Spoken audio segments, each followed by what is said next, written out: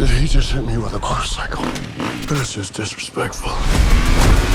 How you doing, sir? Good, my friend. How are you? I'm doing good. Listen, I really want to start with congrats on the movie. It is a really, really fun movie. But I want to go on a sidebar, if you will.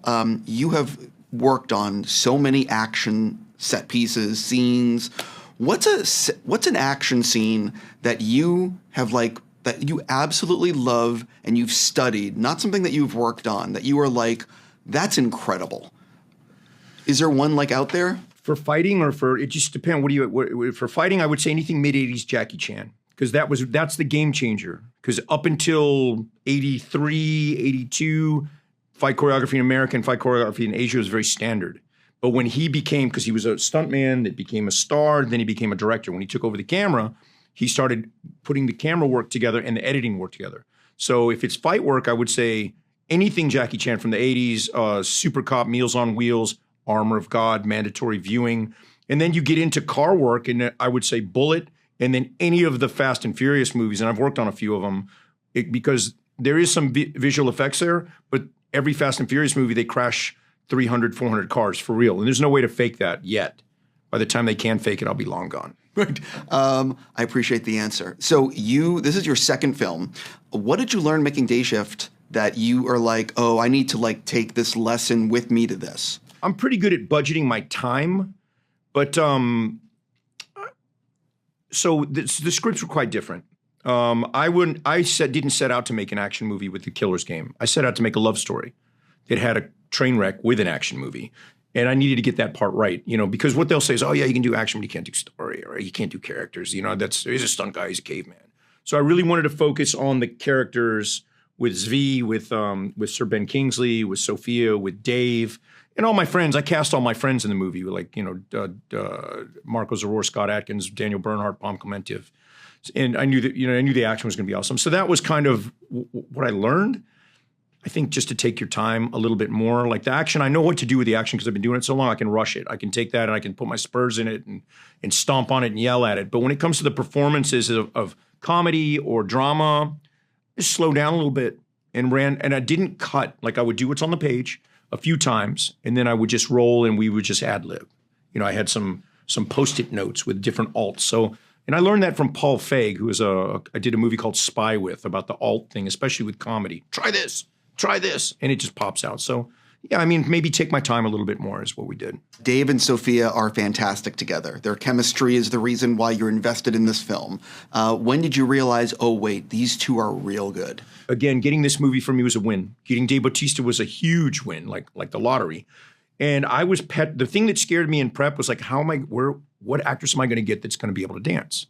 Like I'm going to have to put a mask on someone. We'd have to do it with costume. And when Dave goes, oh, I know this girl, Sofia Boutella, that I did a Hotel Artemis with.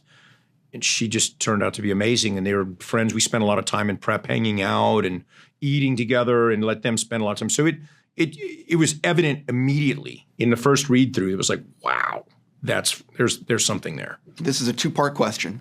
Which shot or sequence in this film was the real pain in the ass? And in your career, of all the things you've worked on, is there a shot or sequence that you still can't believe you pulled it off? So the second question was on Murder Mystery 2 on the Eiffel Tower. They let me film Jennifer Aniston's double 1,000 feet up countering. They let me go on the Eiffel Tower. Nobody's ever been up there before. And it cost me a bottle of Macallan 30 to give it to the guy who runs that tower to let us do that. He was very like, no.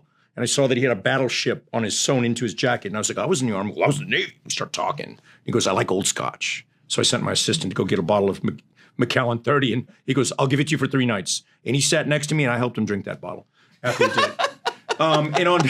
And on The Killer's Game, I don't think any of it was a pain in the ass and hard. Because we shot the movie in 42 days. That's actually insane. I had no idea, and I got to pause there because the amount of action in this movie, it looks like a 75-day shoot or way more than 40. My brother, listen, I need you to produce my next film. Give me 75 days.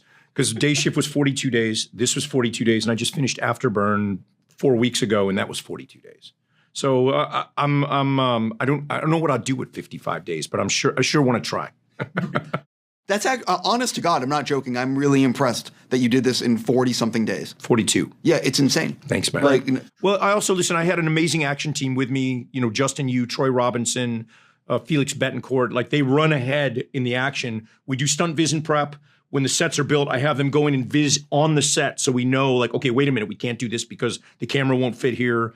All the wires are pre-rigged, So there's a team that I travel with as a second-year director, as a stunt coordinator that's been with me 10, 15 years, guys that I came up with that do the reconnoiter for me while I'm doing it. So I can't take all the credit for the action. I'm super grateful for my action team. But yeah, the action for me, having to rush, that's always the hard part. And, like, as long as nobody gets hurt or injured, that for me is, at the end of the day, nobody got injured or hurt. Some people got their feelings hurt, including me. But other than that, everything worked out okay. I am a fan of, let's just say, ultra violence. When people are, obviously, I'm sick and twisted, but like, you have some shots where bones are going the wrong way and stuff like that. And there's other scenes where it's not as excessive. Yep. How did you decide where and when you wanted to be extra violent? It was all based on schedule. I had a lot of other plans. Like, again, I there was other things we wanted to do, but we had to fold it into our schedule. But like, I'm a fan of that too. You and me are cut from the same wood. I love it when it's a little over the top, where it's shock value. Anytime you're hard R, I can rely on shock to get them out on the edge of their seats. So, hopefully we did a good job there. You mentioned Afterburn. A lot of people won't realize you shot with Dave Bautista like back to back. So what can you tease people about Afterburn and why I should be excited to see it? The action's going to be outrageous. That's true. And we're cutting it together right now. All I can say is I'm super excited about it, and as excited as I've been for Dayshift or Killer's Game. So we shot it in Slovakia. The last big movie they shot there was Enemy at the Gates in 2001. They probably won't let me back in that country. And that you should understand what I did there. By saying that, I tore some shit up. Right. I got to go, but do you know what you're doing after, like, the next thing, or not? Are you still figuring it out? Hopefully Killer Game 2, my brother. Honestly, I hope so too. They're great together. Nice. They really are. Seriously, congrats on this.